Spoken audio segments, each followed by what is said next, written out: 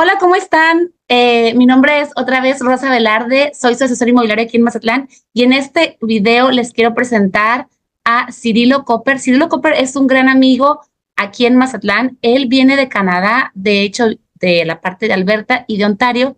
Y bueno, está el día de hoy con nosotros porque es la persona perfecta para explicarnos cómo ha sido su vida de Canadá aquí, por qué ha decidido tomar Mazatlán como un lugar de inversión, un lugar donde él le gustaría quedarse, vivir, y ha disfrutado y ha logrado tener diferentes amigos y ha estado en diferentes grupos y ha podido conocer cuál es el estilo de vida aquí en Mazatlán. Hi, Cirilo. Thank you for being with us in this interview.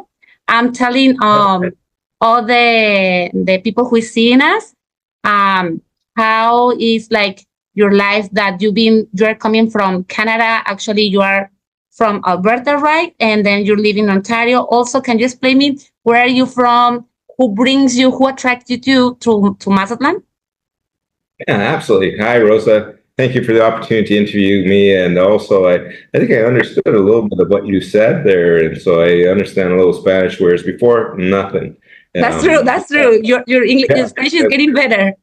It's a little bit, but thank you. And yeah, I'm both from Alberta and Ontario, so I'm from Western Canada and Eastern Canada. And so we're close to Toronto and Kingston, Ontario. And so we're just moving back actually. And next week, we're driving back on a big trek through Mexico and also the United States to go back to Kingston. So yeah, we've been here for 2 years. Okay, for 2 years. What initially attracted you to Mazatlan? Why you decided like 2 years back, or I don't know, like 3 or 4 years back, I don't know, when you start thinking about I want to go to Mexico, I want to go specifically like to Mazatlan. Where do I want to, I don't know what crossed to your mind in terms of I want to move there, and why picking Mazatlan as your place for having these 2 years of I don't know, also like work and vacation, you cannot mix both of them, or how tell me how happened. I don't know if you can edit this if you like, but yes. The reason why I moved to Mazatlán is because of tequila. You know I like tequila a lot, right? And when I was in 1984, I was in university. I brought a whole group down here to Mazatlán. And I was a spring breaker, and since then I've heard that they didn't like the spring breakers, but I was that guy who was drinking a lot of tequila, and I got a free trip down here, and I was in the University of Calgary at that time, and I had such a good time here that I drank so much tequila that I bounced my face off the bottom of a pool in, I think it was in the Palms Hotel there, close to El Cid. And I lost my front tooth actually, and oh my god, that was a problem, right? And so I had a bit of a memory as I left a little part of me in Mazatlán, but I had a great time here, and I danced my week away and went to the beach, and I was mesmerized by Mazatlán and the beauty of Mazatlán. So I knew about Mazatlán and the opportunity, or just that was a great place. And I had such a good time when I was young, and I was, not to date myself, but I was 20 years old at that time, and here in Mazatlán. So as a young guy, but that's actually pays off being a spring breaker, because I was exposed to Mazatlán. Mazatlán has changed so much since that time period, and so fast forward, I guess, and I hate 60. I just turned 60 years old. And so 40 years later, or I guess 2 years ago, it'd be 38 years later, I met online a dentist because I knew about Mazatlán, and I had to get my tooth replaced. So I came down here for dental surgery. So a lot of people. So I was online. I knew about Mazatlán, and I had to get a new implant because I lost my tooth when I was 20 years old, and I had a bridge work, and I had found out that Mexico was significantly cheaper. And then I became friends actually online with a friend of mine. She's one of the top dentists here. You might have met her, Rosa, is Isabel. And then we became friends, and then we decided to apply down here to Mazatlán. Irene's my wife. And so I had the surgery, the implant, and and then got all these front caps, all these ones done over here. And yeah, that's probably too much information. And then we decided, wow, this is a nice place. It's really changed, and it's a beautiful beach. And I remember it being a really nice beach because it's really shallow. You can walk out far, great for families and kids. And 23 kilometers of beach. I'm Canadian kilometers. But it's kilometers here too. But that's amazing. And so I was just mesmerized by the place. And Mazatlán was just amazing. Like I've never seen the nicest. Like I'm gonna miss the sunsets here. There's muy bonita.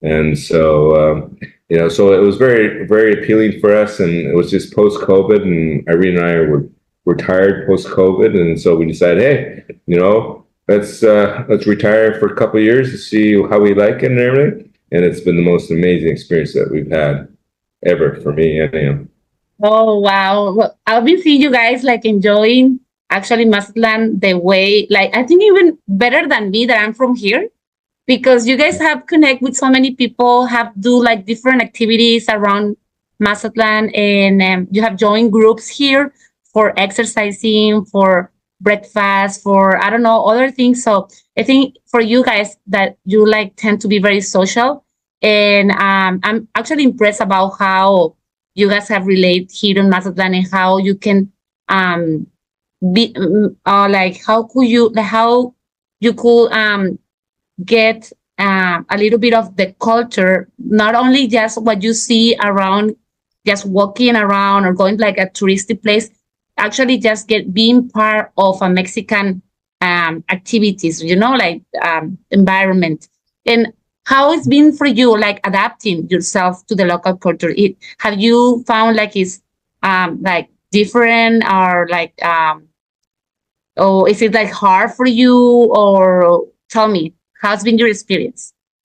Well, you're very kind. I think for anyone, when you move somewhere new, it always takes longer. It takes longer to Yes. assimilate the culture, and there's lots of fear and lots of anxiety, and it takes a while to work yourself into it.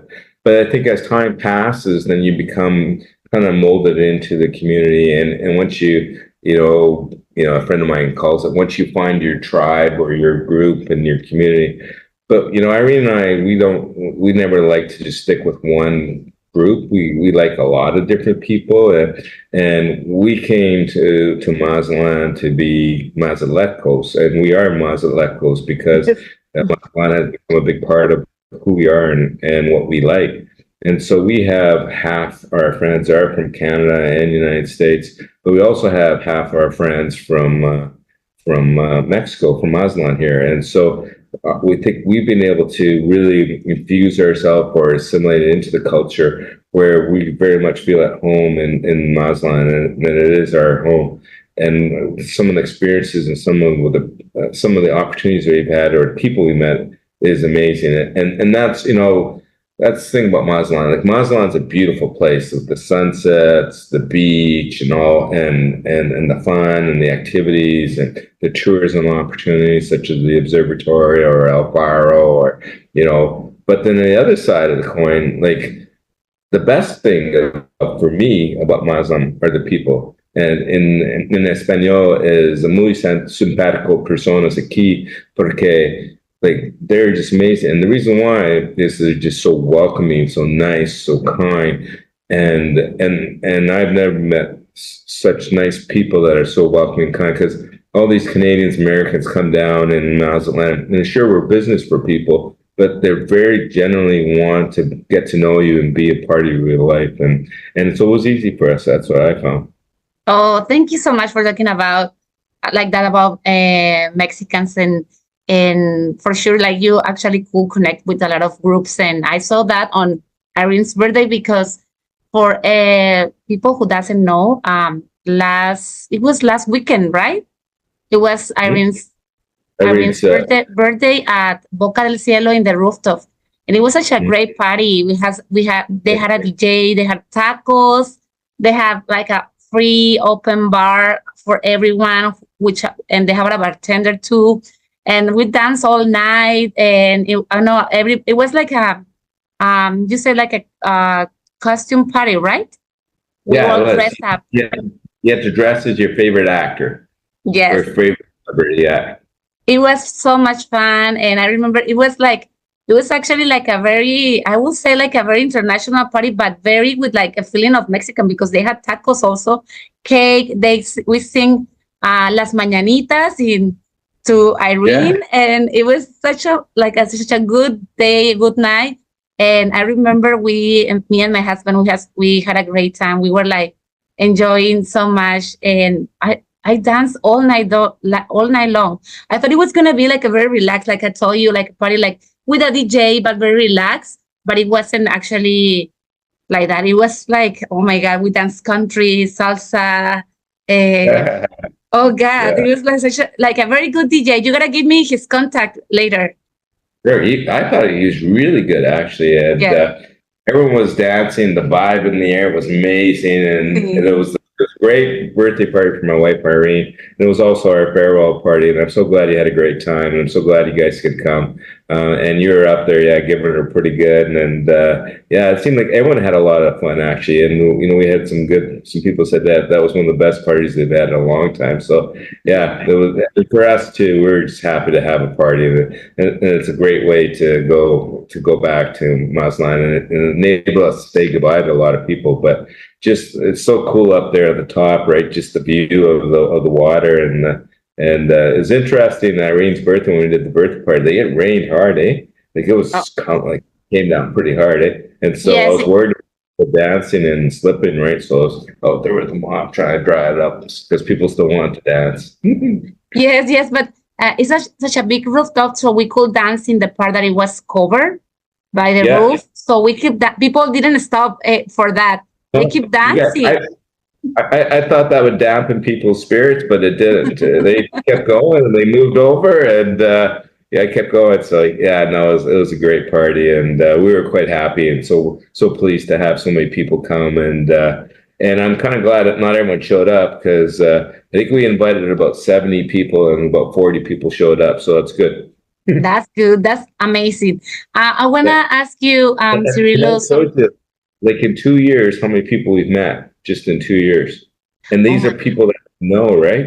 Because we didn't even know you, Rosa, before that. So it just shows you that how friendly and how nice people are here. yes, it's like I was like, oh my God, such a huge party, and you guys like it got me really. I was telling my husband, it's like so many people here, and the rooftop was is huge, and it was kind of all full, and Yeah, all the tables were busy, yeah, and I was like, how I don't even in myself I could invite so many people. Like you guys are like relating so fast with everybody, and everybody's were dressing up, and they were like, yeah. I don't know. Then I remember these people were dancing like I don't know. It was like a couple, but they were dancing like a very nice salsa steps. I was actually intimidated. My husband and I was like, Yeah. maybe they joined like a salsa. But hands down is the Lady Gaga one that you see Lady Gaga? Like Yes. she was dressed up as Lady Gaga and like, wow, what a costume, right? Like she went full out. I don't know her, but very nice lady, dances with Irene. And yeah, there's some Oh, cool costumes. yeah. Okay. Well, talking about the other thing about this interview is I would like to ask you, Cirilo, like how do you describe the cost of living in Mazatlan compared to Canada? Yeah, so cost of living in Canada, I would say is about 30%, 40% cheaper. Anything that's imported, and so like if there's any specific food or technology or even cars and gas, that those things cost more money here and a little bit more expensive. But things like food, or entertainment or labor, like for like mechanics or even dentists, so much cheaper here. And so labor's a lot cheaper, but then anything that, like I said, imported, and technology would be an example of that. Is a lot of stuff is imported because it's not made here, and that's when it costs more money.